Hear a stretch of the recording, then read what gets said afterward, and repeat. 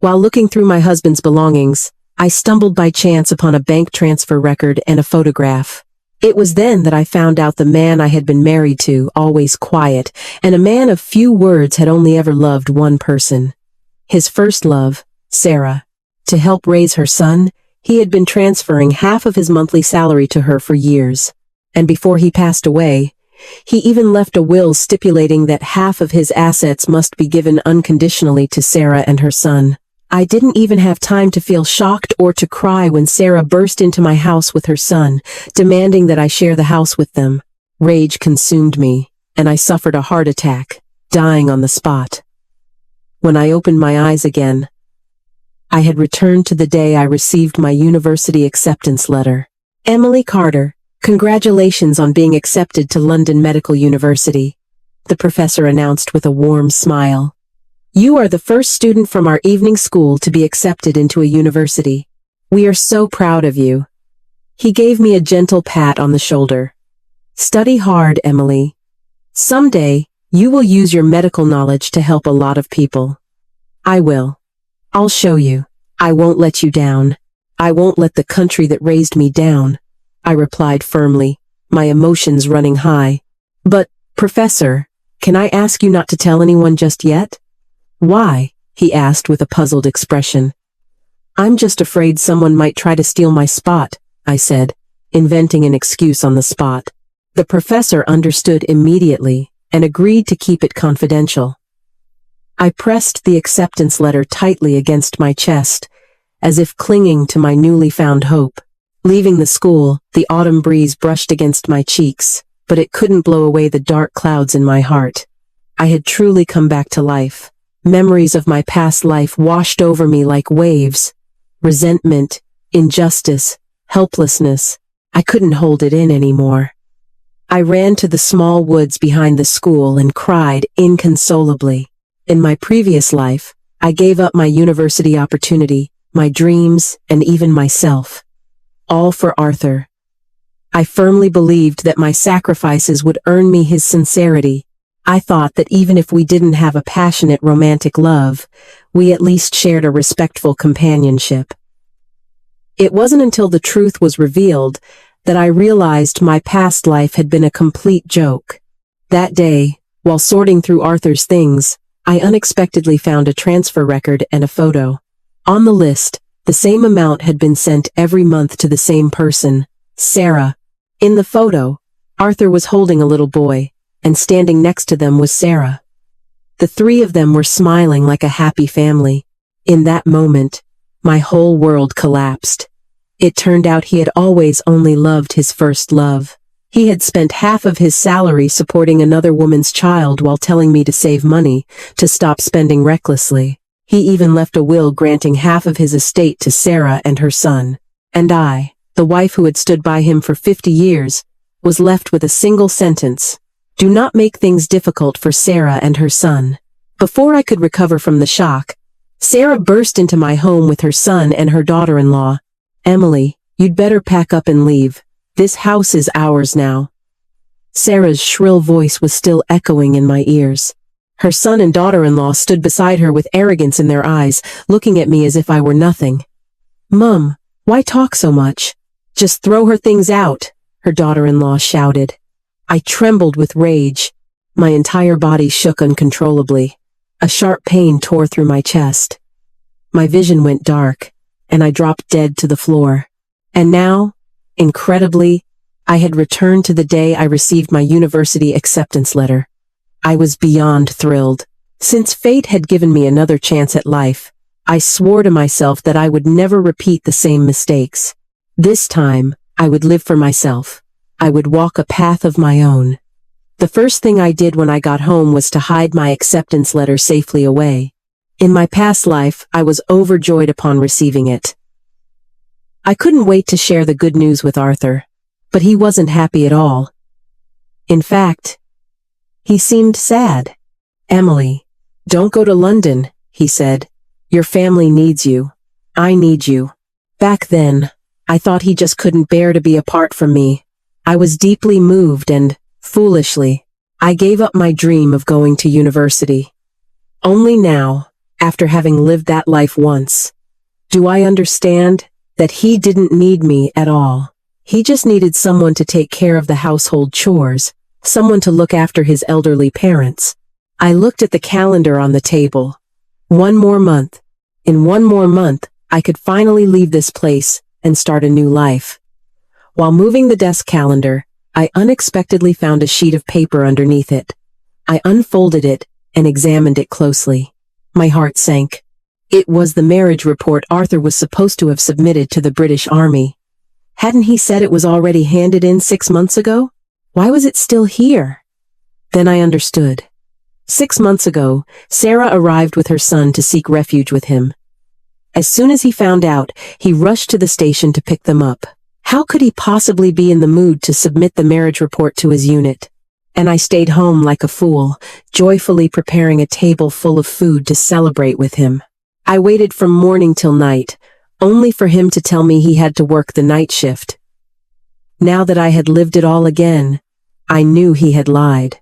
That night, he was clearly busy settling Sarah and her son into their new life. Looking at that marriage report, it seemed ironically ridiculous. It served no purpose anymore. I struck a match and burned that ridiculous piece of paper. The crimson flames danced wildly, as if mocking the stupidity of my past life. Just then, the door creaked open. "Emily, did you make the beef and onion pasties I asked for?"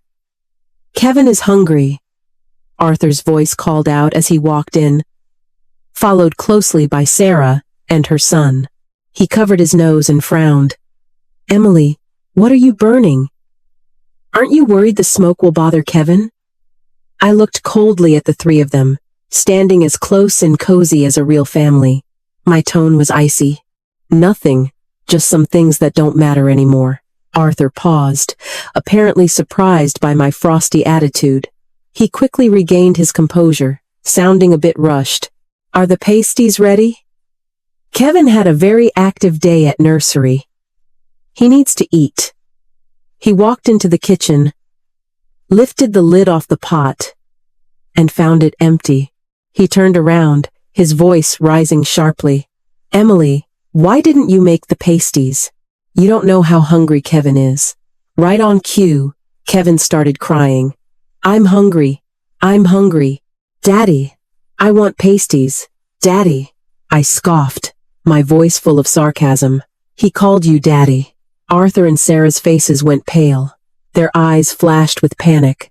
Sarah immediately put on a pitiful expression, her voice delicate and apologetic. "Emily, please don't misunderstand. He's just a child. He says things without thinking. I've corrected him several times, but Arthur said there was no need. He said Kevin is already like a son to him in his heart." Arthur, clearly worried that I would blame Sarah, jumped to her defense. "Emily, can you not make a big deal out of it? It's just a title. I've already decided to take Kevin as my godson. So what if he calls me Dad?" I sneered to myself. My tone was distant. "You can have him call you whatever you want. It's none of my business." Arthur's face visibly darkened with embarrassment. He awkwardly changed the subject. "Emily, why didn't you cook after work? I told you last night.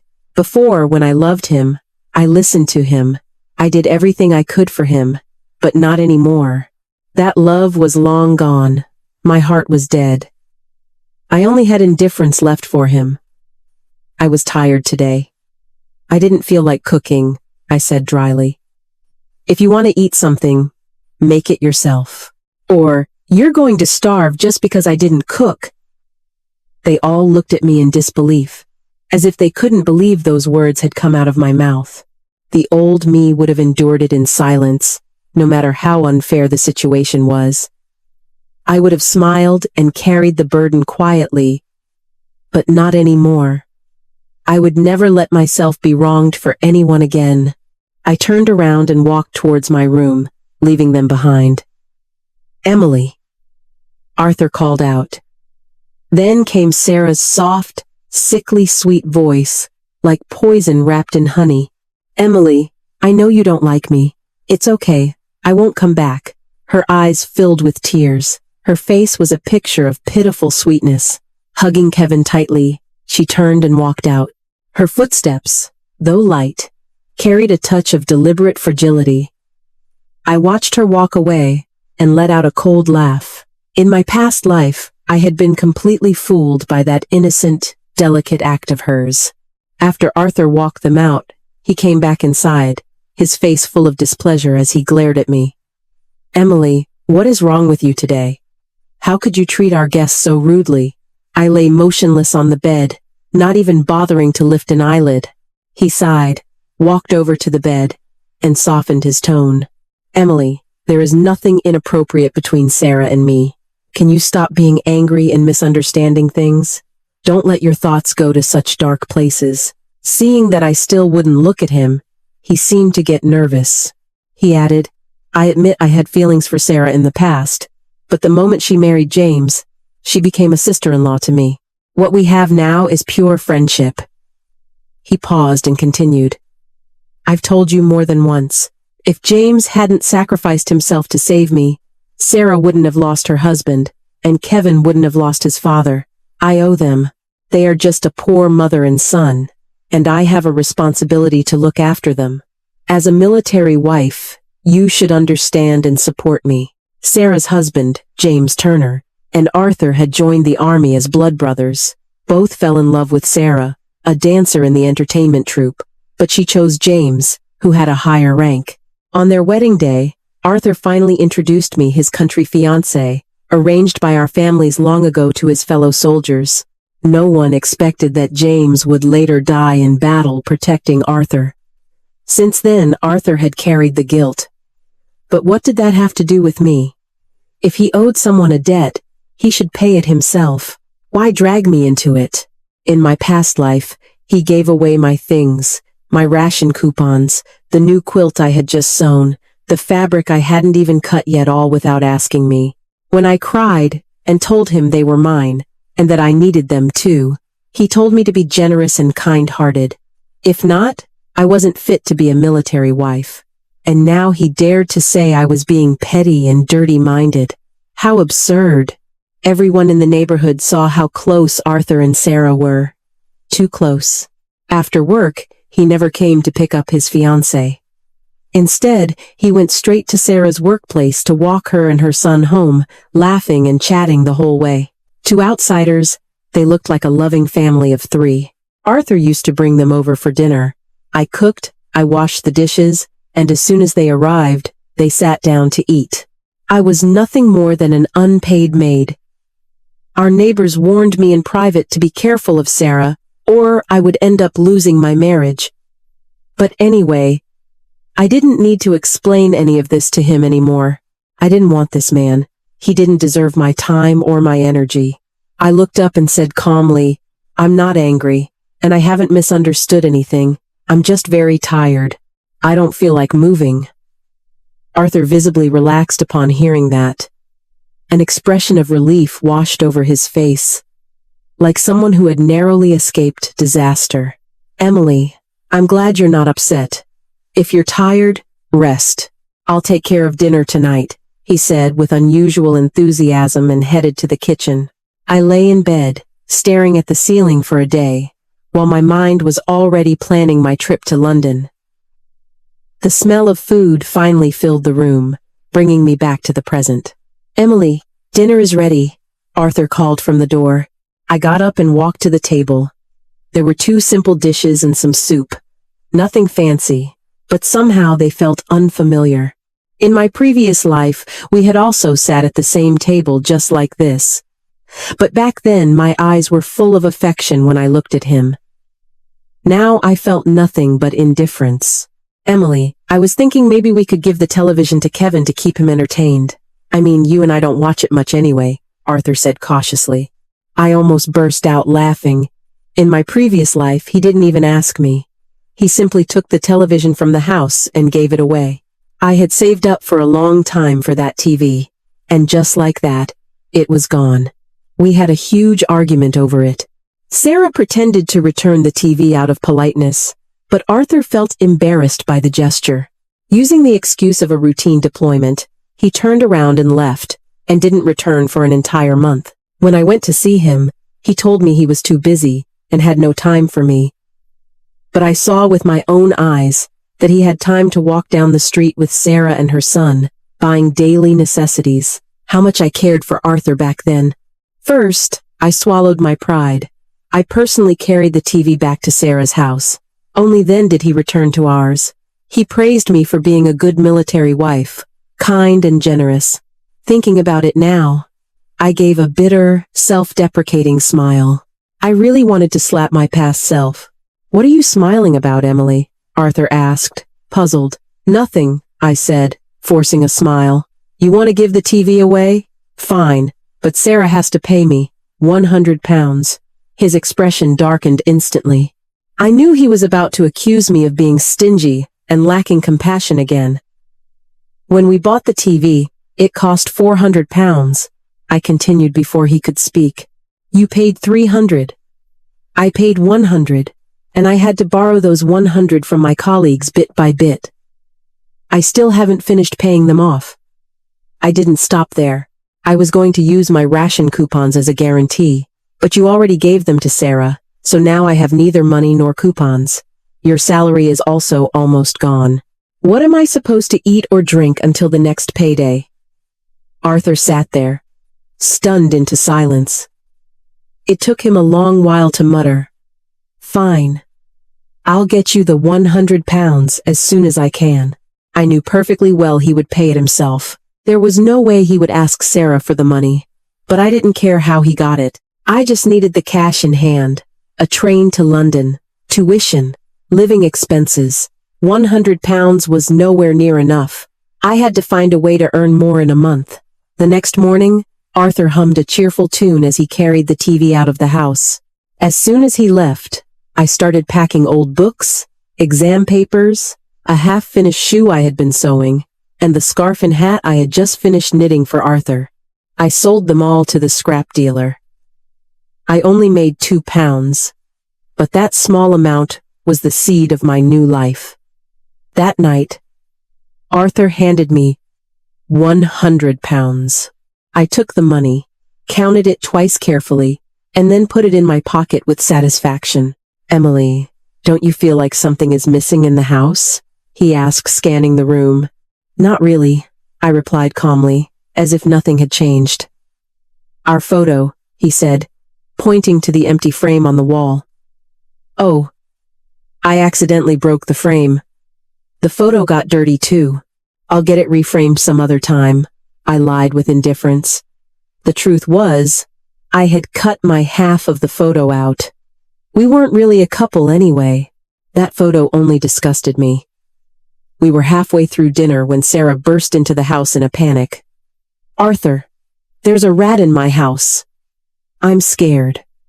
Kevin is crying too. Please come help me." She clung to Arthur's arm. He looked at me uncomfortably, not knowing what to do. I smiled. "Go. They're just a mother and son. Of course they need your help." He stood up immediately and left with her. Watching their backs as they walked away, I felt nothing, no anger, no pain. In fact, I found it all quite amusing. It's strange how light your heart feels when you stop loving someone. In the following days, Arthur started handing over his rations and military benefits to Sarah. I didn't say a word. He bought her a new dress. I didn't get angry. He defended her, scolding someone who had harassed her, saying he was the one she and her son could rely on. I didn't care. He took them to a photography studio to take a family portrait. I wouldn't see them until right before I left. I didn't interrupt them. I just stood outside and watched with a quiet smile, but my calmness unsettled Arthur. "Emily, why don't you get angry anymore?" he asked one day. "Why should I?" I replied. "They're just a needy mother and son. You're helping them. That's what a good soldier and a good husband should do. And I am a qualified military wife." "No." He was left speechless, as if he wanted to say something but swallowed it. After a long pause, he spoke again, this time in a conciliatory tone. "Emily, let's go to the warehouse together tomorrow. We're running low on household supplies." I looked at the calendar. 15 days left. "I can't tomorrow," I told him. "I need to go back to my village." Your parents have been asking about us. You can't leave the base without permission, so I took some time off to visit them and stay with them for a few days. Emily, it's so good to have you, he said, his eyes full of what looked like sincere gratitude. But to me, it sounded like pure irony. The truth was, I didn't want to go, but I had to. If I didn't go back, that accident would repeat itself, and once again, I wouldn't make it to London. In my past life, I couldn't go to university, not only because Arthur opposed it, but also for another reason. His father had a sudden health crisis, and his mother, believing in a nonsense folk remedy circulating among the villagers, went up the Yorkshire hills in the middle of a storm to pick herbs and ended up breaking her leg. Back then, I considered myself part of the family. As soon as I heard the news, I panicked like a cat on a hot tin roof. Arthur hadn't even opened his mouth, but I had already packed my things to go take care of his parents. They say bone injuries take 100 days to heal. By the time I nursed his mother back to health, London University had already started the semester. What university would accept a student who was 2 months late? Arthur and I were engaged due to an agreement our grandfathers made when they were drunk. The truth is, his parents never fully approved of me. They thought Arthur was exceptional and deserved someone who could boost his career, not a country girl with no status or connections. Even so, they never made things difficult for me. When my parents passed away, his family helped a lot. That's why I couldn't just stand by and watch Arthur's mother suffer. Besides, at that time, I hadn't completely broken off my relationship with Arthur. Everyone still saw me as his wife. If his parents had an emergency and I didn't step in, people would talk behind my back. I arrived just in time. His father was just starting to feel unwell. I immediately contacted the village head and had him taken to the hospital. His mother went with him. 3 days later, I brought them home safe and sound. To make sure there were no setbacks, I stayed 1 more week. During that week, I cooked, washed clothes, chopped wood, and kept the stove burning. I even bought them some basic necessities. When I finally left, his parents thanked me over and over, calling me a good daughter-in-law. I smiled and said nothing, but in my heart, I thought, being your daughter-in-law is too exhausting. In this life, I am done with that role. 4 days, only 4 days left until I could start my new life. I took the long-distance coach back. Another day passed. When I got home and opened the door, I froze. There was Arthur, holding Sarah tightly by the waist. Her arms were wrapped around his neck. The two of them were entangled like lovers, in a moment of passion. Even though I had already lost faith in Arthur after being reborn, seeing that scene still filled me with rage, especially seeing the red dress she was wearing so bright it hurt my eyes. That dress. I remembered stopping in front of the shop window, admiring it for a long time. Arthur had said he would buy it for my birthday. And now, another woman was wearing it. Whether it was the gift or the man, it didn't matter anymore. I didn't want it either. My sudden return clearly interrupted their moment. Arthur's face lit up with panic as he awkwardly pushed Sarah away. She lost her balance and almost fell. But the look she gave me wasn't one of guilt. It had a touch of smugness, even defiance, as if staking her claim right in front of me. "Emily, you're back," Arthur said, his voice trembling slightly, his eyes darting away, unable to meet mine. "It's not what it looks like." "We were," he rushed to explain, but didn't know where to start. Then, Sarah's delicate voice chimed in, soft and fragile. "Emily, please don't misunderstand," Sarah said softly. "I accidentally stepped on a toy and almost fell."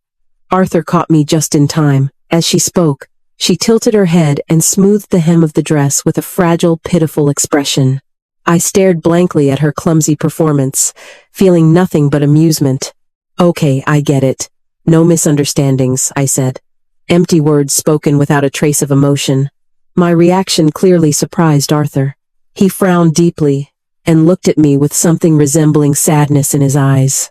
He reached out to grab my arm as if wanting to say something, but stopped. At that moment, A crisp child's voice broke the silence. "Mom, Dad, look at the little boat I made."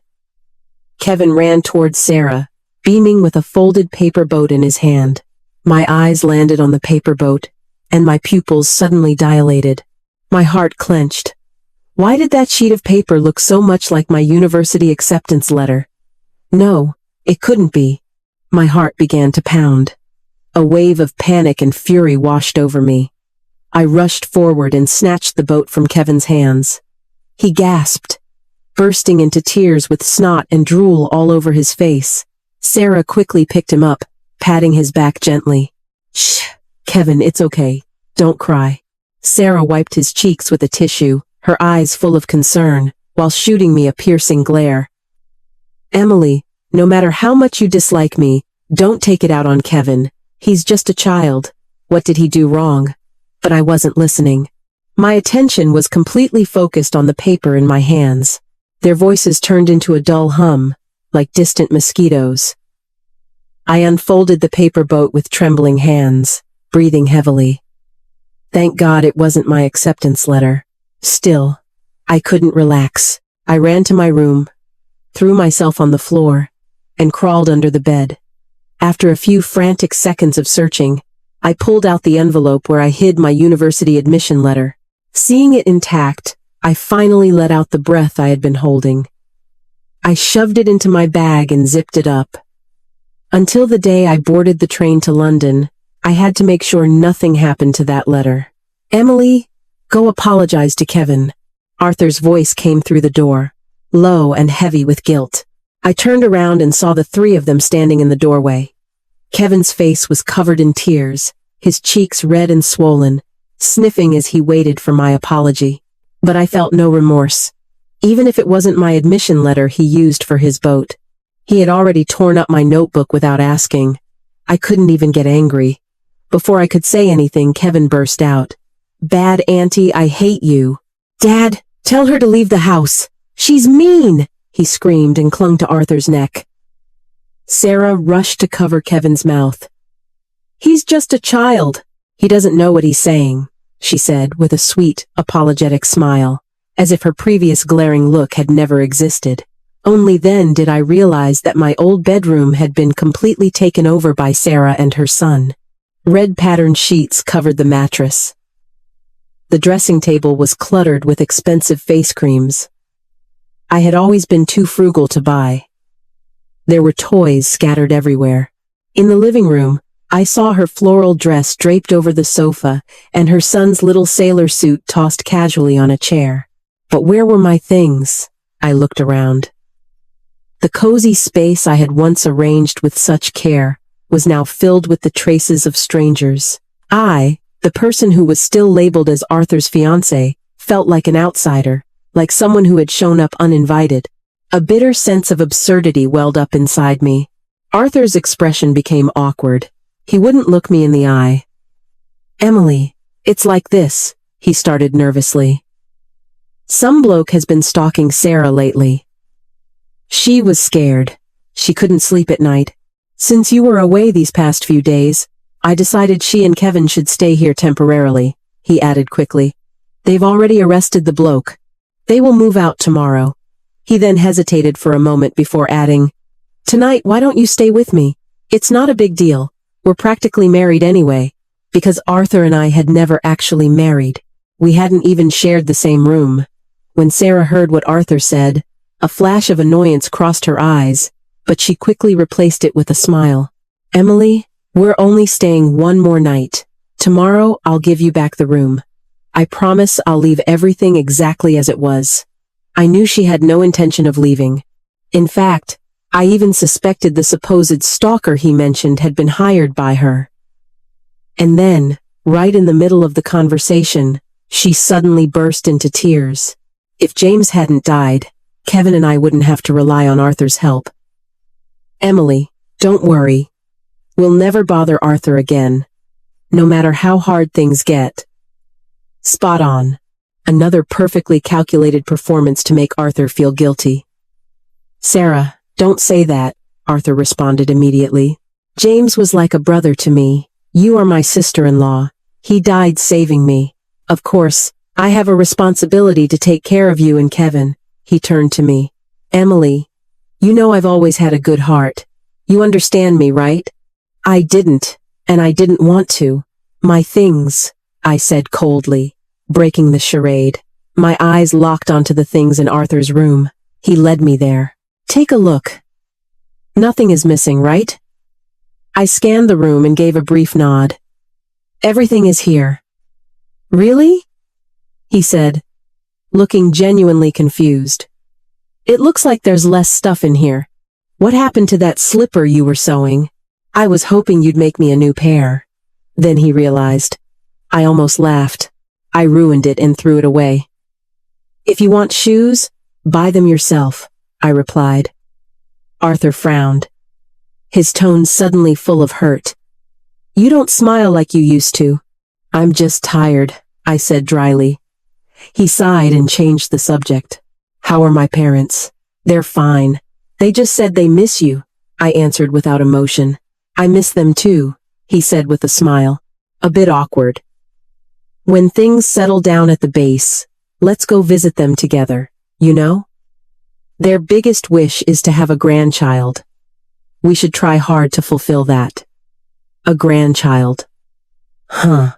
In my past life, I lost my baby in a tragic accident and ruined my health. I couldn't have children in this life. If anyone wanted to give him a grandchild, he could turn to Sarah. Emily, I have something for you, Arthur said, gently pulling me to sit on the bed. He opened a drawer and pulled out 2 cinema tickets. You've always wanted to see a movie, right? The day after tomorrow is your birthday. Let's go together. His voice was soft, his eyes hopeful, as if trying to win me over. Back then, I dreamed of doing something as simple and sweet as going to the cinema with him, buying a couple of fizzy drinks, and holding hands like normal couples did. But he always said he was too busy, that he had no time. We never watched a movie together. Now, after everything, he suddenly took the initiative to buy tickets. It was almost laughable. In 3 days it would be my last day here. So I said, sure, let's go. Just to grant the wish to that past version of myself, the girl who had once loved him so intensely. The next day, after Arthur left for the base, Sarah and her son slowly and reluctantly started to pack. Mummy, I don't want to leave. I don't want to go, Kevin wailed, clinging to Sarah's leg. This is Dad's house. That means it's our house. I don't want to leave.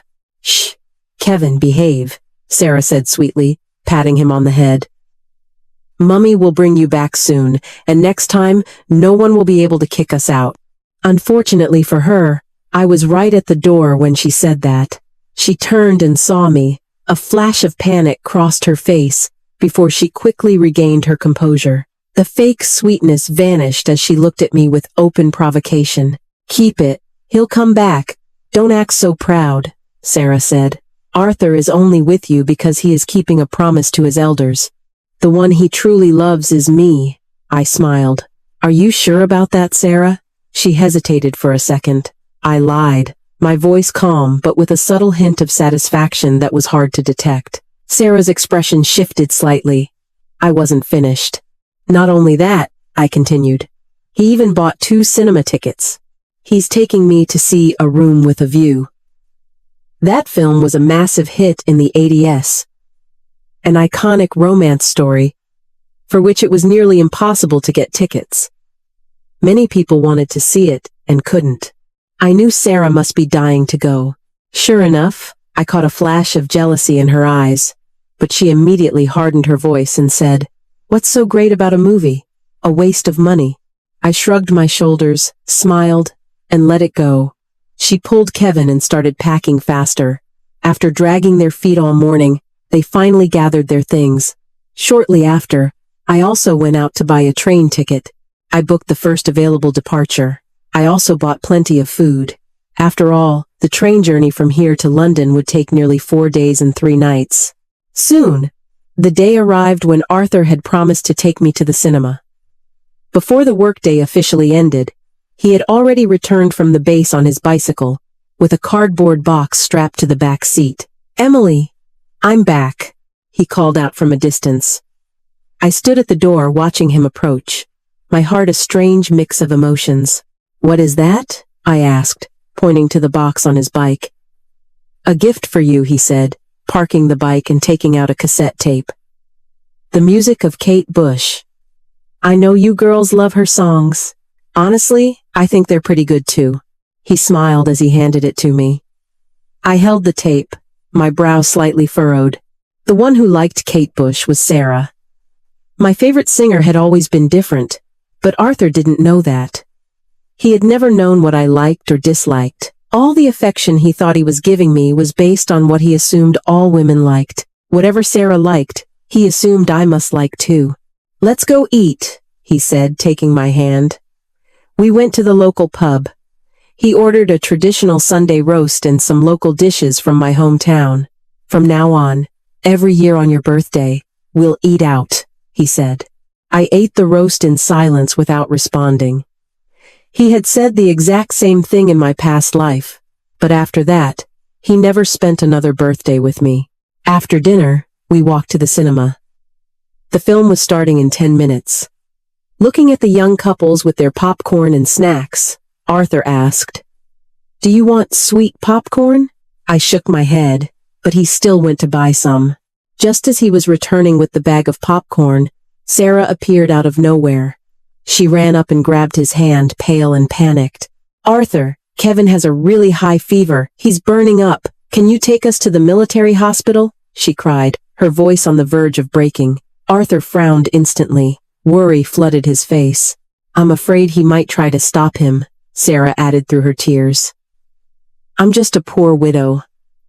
If anything happens to my son, I won't make it. Please." Her face was streaked with tears, like a flower wilted by the rain. Arthur looked at me, torn. He still had the cinema tickets in his hand, but it seemed as if they now weighed 450 kilograms. "I'm sorry, Emily," he said. "It's fine. Kevin's health comes first. Go," I said with a smile, sounding as calm as if none of this had anything to do with me. "Take one ticket. You go in first," he said quickly, trying to ease his guilt. "I'll leave the other at the box office. As soon as I drop them at the hospital, I'll be right back." I took the ticket and nodded in silence. Then Arthur turned around and followed Sarah, but I knew that once he went with her, she wouldn't let him come back easily. I stood there watching him disappear into the crowd. I said softly, "Goodbye." Then I went back home, grabbed the suitcase I had packed days ago, and went to a small hotel near the train station. That night I slept soundly. I woke up at 5 inches the morning, washed up, had a simple breakfast, and headed to the station. After passing through the ticket barrier, I boarded the train bound for London. As the train departed, the long, echoing whistle sounded over and over, like a reminder whispering to me, "Emily Carter, your new life is about to begin." When I arrived at London Medical University, everything went perfectly. I enrolled without a hitch, moved into my hall of residence, and began my new life. I had chosen pharmaceutical research as my specialty. I dedicated almost every hour of the day to classes and lab practicals. Before I knew it, half a year had passed. I thought I would never see Arthur again, but one day he suddenly appeared outside my residence hall. He looked exhausted, drained, nothing like the man I once knew. His head and arm were bandaged. It was clear his injuries hadn't fully healed. What had happened to him? "Emily," he called out. His voice trembled with emotion. He stumbled towards me with unsteady steps. Why did you leave without saying anything?" he asked like an abandoned child. "I looked for you for so long." He lowered his head, his voice cracking. "I had to ask your teachers to find out you had been admitted to London," he said. I looked at him coldly. "Why didn't you tell me? I would have celebrated with you," he said. "Celebrated." I let out a humorless laugh. He didn't understand what I found so amusing. He continued, "I wanted to come to London right away to see you, but there was an emergency mission at the base. I had to complete the mission, and I got injured. I couldn't get out of bed for months. As soon as I could walk, the first thing I did was come here. His eyes were red with emotion. I looked at him, but I felt nothing. No anger, no sorrow, no affection. You should leave. There is nothing between us, I said firmly. That's not true, he said, getting increasingly agitated. We are husband and wife. You are my wife. I let out a cold laugh. Do we have a marriage certificate? He froze, speechless. Then he stammered, I lost the marriage registration form, but I'll submit another one to the unit. Then we'll go register our marriage officially at the registry office. I'm not going back with you, I said with a steady voice, and I won't marry you. Go back. Go live your life with Sarah and Kevin. At the mention of Sarah's name, his expression darkened. Emily, why do you keep misunderstanding my relationship with Sarah? He said nervously. I only feel responsible for them. That's all. I never wanted to marry anyone but you. This has nothing to do with her. I cut him off. All I want is to study hard and serve my country in the medical field, not become someone's wife. He stood there, stunned. You have such noble goals? I always did, I replied.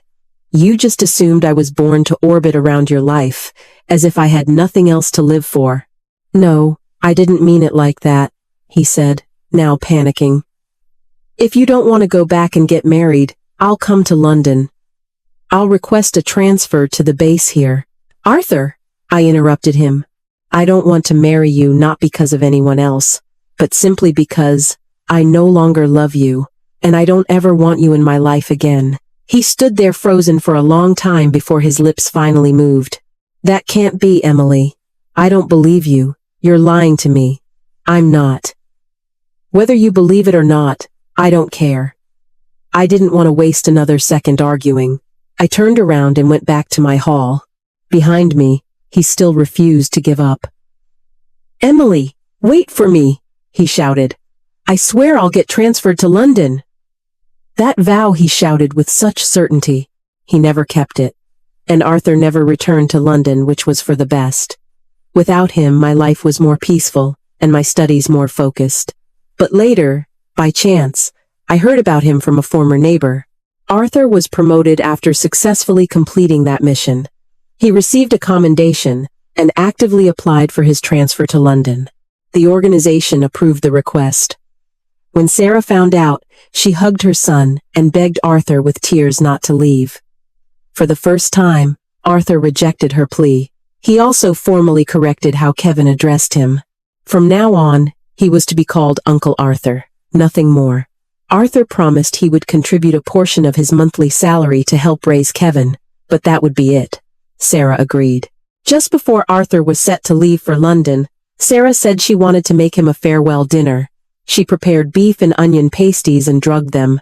They ended up sleeping together. Afterwards, Sarah threatened him.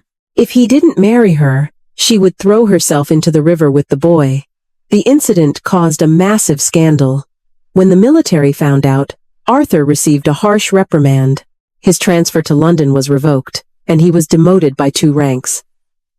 Only then did he finally see Sarah's true nature. In the end, he had no choice but to marry her. When I heard all this, I stayed silent for a moment. In my previous life, he had drained the very essence of my being for the sake of Sarah and her son. In this life, he was still trapped by her, and finally married her. Perhaps this was simply his destiny. I felt nothing. It was just gossip I heard over dinner. Compared to Arthur's misfortunes, I cared far more about my lab data. I closed my research log and walked over to the laboratory window. The London winter was still dry and freezing, but my heart overflowed with hope and passion. I would continue my research to unravel the mysteries of life and tackle the world's most complex medical problems. That was the life I truly desired. The year I graduated with my master's, my supervisor asked if I wanted to join a state-sponsored pharmaceutical research initiative in a remote region. The goal was to develop medicines to treat severe diseases and prolong life. It was a massive project that would benefit all of humanity. Being invited was a huge honor. Without hesitation, I accepted. Once I entered the research base, my world was completely focused on science. My team and I worked with absolute concentration and unity.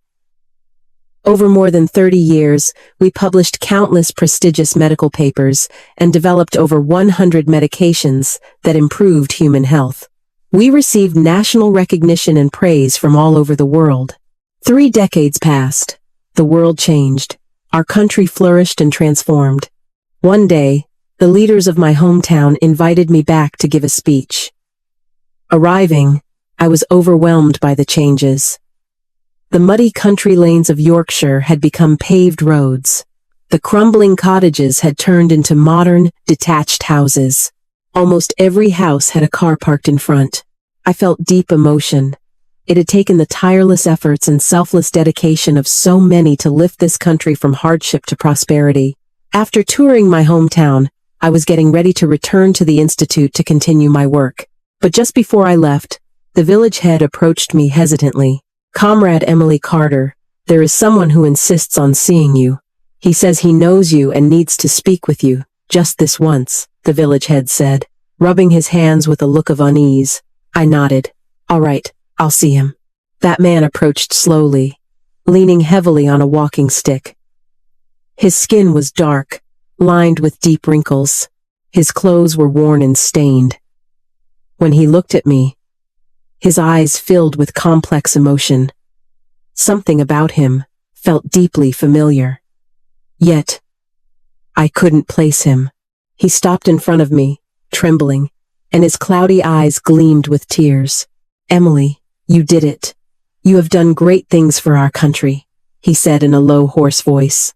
And in that instant, I knew exactly who he was. Arthur. The proud young man he once was, now reduced to a frail, aged figure at the end of his road. My heart was a tangle of feelings. "Are you all right?" I asked.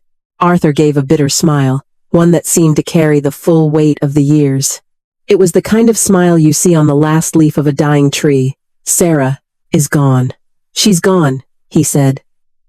"Where did she go?" I asked. He shook his head, his eyes hollow. "I don't know. She ran off with another man. Never came back." My heart clenched with sorrow.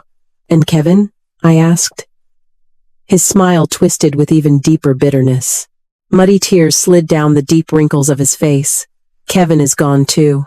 I took a deep breath, looking at him in disbelief. "What? What do you mean?" He closed his eyes in pain, inhaling deeply as if trying to absorb all the grief. "He got mixed up with the wrong crowd in London. He ended up beaten to death," he finally said.